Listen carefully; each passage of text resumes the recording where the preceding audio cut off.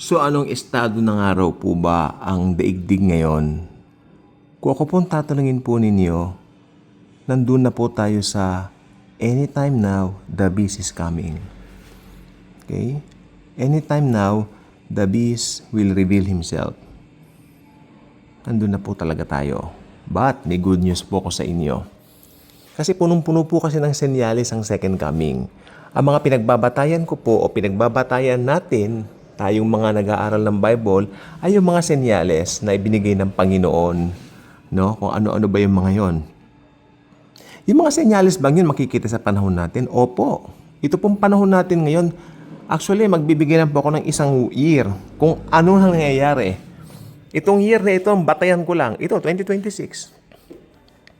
Huwag na po natin isama yung mga nangyari na nakaraang taon. Itong 2026 lang po. Kargadong-kargado, punong-puno ng mga medyo kakaibang mga pangyayari. At and to think, we only opened the year just last month and right now, patapos pa lang po tayo sa second month nito. Ang February, malapit na po ang Marso. Pero ito pong gusto kong sabihin, Jesus is always with us. Jesus is always in control.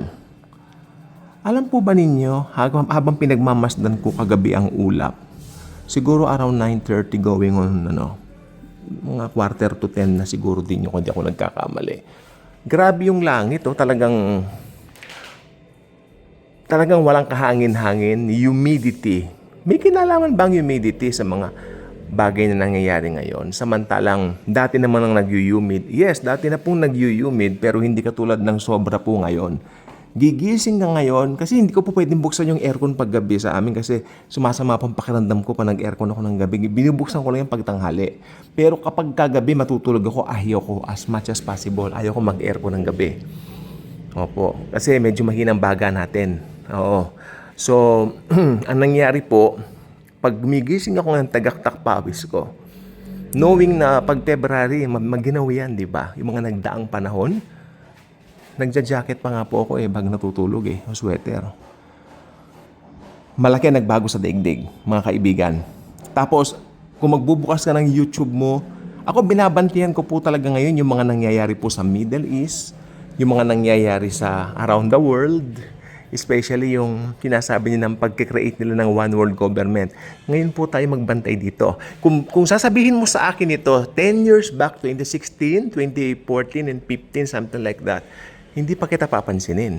Kasi, during that time, alam natin bilang believers nararamdaman natin yan Alam natin na talagang ang dapat i-focus natin dati, yung mga panahon na yon, talagang gospel, mag-evangelize ka. Up to now din naman, pero ngayon talagang meron na pong haplos sa atin. May sampal na sa mga mukha natin ngayon yung mga nangyayari sa mundo. Hindi po tayo dapat magwalang bahala sapagkat ang Bible prophecies nakasulat po sa Bible. Hindi pwede sabihin na mag-focus tayo dito, hindi tayo magpo-focus dyan. Bakit ipinasulat pa ng Diyos yan kung hindi mo pupukusan? The beast is coming anytime soon.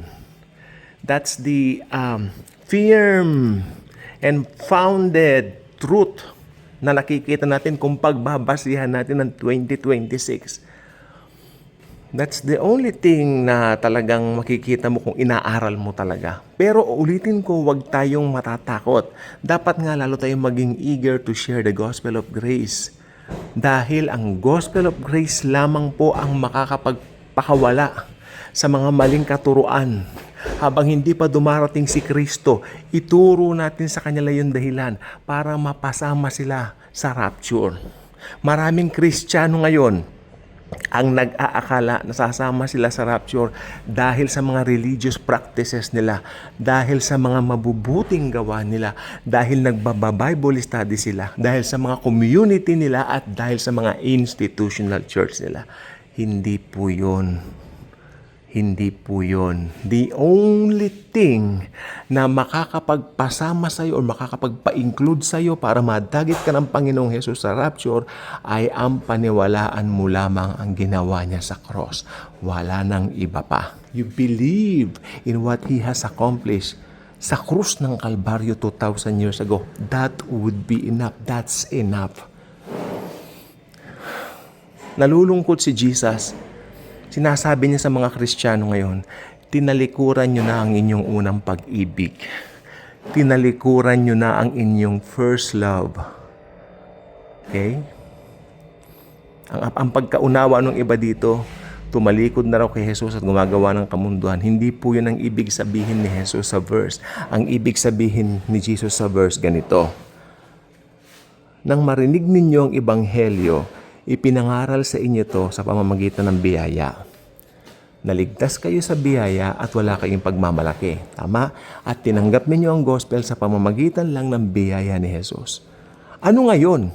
Parang tinatalikuran nyo ng inyong first love. Ano ang first love na binabanggit ni Jesus dito? Ang grace of God. Ang first love pala natin, yung grace of God. Nang una natin marinig, di ba, in love tayo sa grace of God. Pagkatapos, ngayon bumabalik ka sa law. Kaya nalulungkot si Jesus kasi bumabalik ka sa law. Yun ang pagtataksil. Pag nagbalik ka sa law, bumalik ka sa iyong unang pag-ibig. Hindi yung gawa mo, hindi yung pagba-Bible study mo. Bagamat maganda yon, pero hindi po yon. Ang unang pag-ibig natin, balikan natin ang grace ni Jesus. Narinig natin na ligtas tayo sa biyaya at biyaya laang ng Panginoong Hesukristo at hindi ang anumang mga bagay na pwede mong idagdag. Lahat ng mga gawa ng tao according to the Bible ay basahan lamang. Although pararangalan ni Jesus sa Bema Seat ang mabubuting ginawa natin while on earth. Of course, because He is a just God. Wala naman po tayong pagtatalo diyan Pero ito lang po ang gusto kong sabihin. Nakabalik ka na ba sa iyong unang pag-ibig? Ang unang pag-ibig ay nung una mong narinig ang gospel, na in love ka dahil kahit gaano ka makasalanan, kahit gaano ka kasama, inibig ka ng Diyos. Yun ang iyong unang pag-ibig na ngayon ay tinatalikuran mo dahil nagbabalik ka sa law. Sabi nga ni Pablo, ano nang nangyari sa inyong mga hangal na taga-Galasya? Nagsimula kayo sa Espiritu at ngayon ay nagtatapos kayo sa laman? Napakalakas ng argumentong yan, napakalakas ng simbuyo ng damdamin ni Pablo nang sinasabi niya yan dahil talagang nagagalit siya dahil unang-una baka mawala ng kabuluhan ng kanyang pagpapagal at pangalawa at mas importante baka ang mga tao hindi na nakapokus sa biyaya ng Diyos na matatagpuan lamang sa ginawa ni Jesus sa krus ng Kalbaryo. It's all about Jesus. First love natin, it's all about Jesus. Jesus Himself, Jesus alone, wala na pong iba. Ako yung humihingi ng paumanhin sa napakalakas na pagpupukpok dito ng mga kapitbahay, may pinapagawa po sila. Pero walang tatalo sa mensahe ng biyaya na meron tayo ngayon. Again, suriin ninyo ang mga sarili ninyo. Ano po ba ang binabanggit ng Bible na unang pag-ibig? Ang unang pag-ibig natin ay ang biyaya ni Jesus. Na in love tayo nung marinig natin na wala tayong ginawa, makasalanan tayo noon, pero tinanggap niya tayo dahil namatay siya para sa atin. That's our first love. And Jesus wants us to go back to our first love. Our first love is the grace of Jesus Himself. Kabalik ka na ba sa first love mo kay Jesus? Doon sa ginawa niya sa iyo sa krus. Doon sa katotohanan na alam mo na biyaya lang niya ang makapagliligtas sa iyo. No more, no less. Yun ang ating first love.